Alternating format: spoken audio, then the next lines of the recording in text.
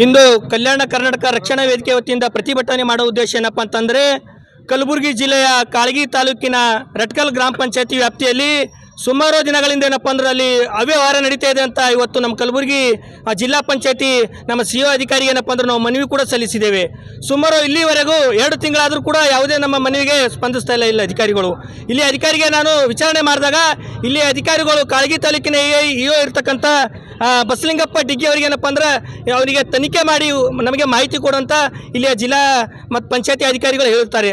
ಆದರೆ ಅಲ್ಲಿಯ ಕಾಳಗಿ ತಾಲೂಕಿನ EO ಏನಪ್ಪ ಅಂತಂದರೆ ಅಲ್ಲಿ ರಟ್ಕಲ್ ಪಂಚಾಯತಿಯ PDO ಅಧಿಕಾರಿ ಆಗಿರ್ಬೋದು ಸಂತೋಷ್ ಚೇಲಿ ಹಾಗೂ ಶ್ರವಣ್ ಕುಮಾರ್ ಹಾಗೂ ನಾಗಣ್ಣ ಮಾಮನಿ ಅಂತ ಇವರು ಮೂವರು ಸೇರ್ಕೊಂಡು ಏನಪ್ಪ ಅಂತಂದರೆ ಕಾಳಗಿ ತಾಲೂಕಿನ EO ಅಧಿಕಾರಿ ಅಂತ ಬಸಲಿಂಗಪ್ಪ ಡಿಗ್ಗಿ ಇವರು 4 ಜನ ಸೇರ್ಕೊಂಡು ಏನಪ್ಪ ಅಂದ್ರೆ ಅದು ಸಂಪೂರ್ಣವಾಗಿ ಸರ್ಕಾರಕ್ಕೆ ಏನಪ್ಪ ಅಂದ್ರೆ ತೆರಿಗೆ ಹಣ ಏನಪ್ಪ ಅಂದ್ರೆ ಕಟ್ಟಬೇಕಾಗಿತ್ತು, ಅದು ಲೂಟಿ ಹೊಡೆಯುವಂಥ ಕೆಲಸ ಮಾಡಿದ್ದಾರೆ.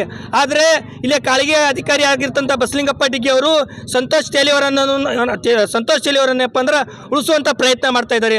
ಆದರೆ ಇಲ್ಲಿಯ ಇರ್ತಕ್ಕಂಥ ಸಂಪೂರ್ಣ 4 ಅಧಿಕಾರಿಗಳು ಇಲ್ಲಿಯ ಜಿಲ್ಲಾ ಉಸ್ತುವಾರಿ ಸಚಿವರಾದಂಥ ಪ್ರಿಯಾಂಕ್ ಖರ್ಗೆ ತವರಿನಲ್ಲಿ ಇವತ್ತು ಅದೇ ಸಂಬಂಧಪಟ್ಟ ಸಚಿವರು ಕೂಡ ಆಗಿದ್ದಾರೆ.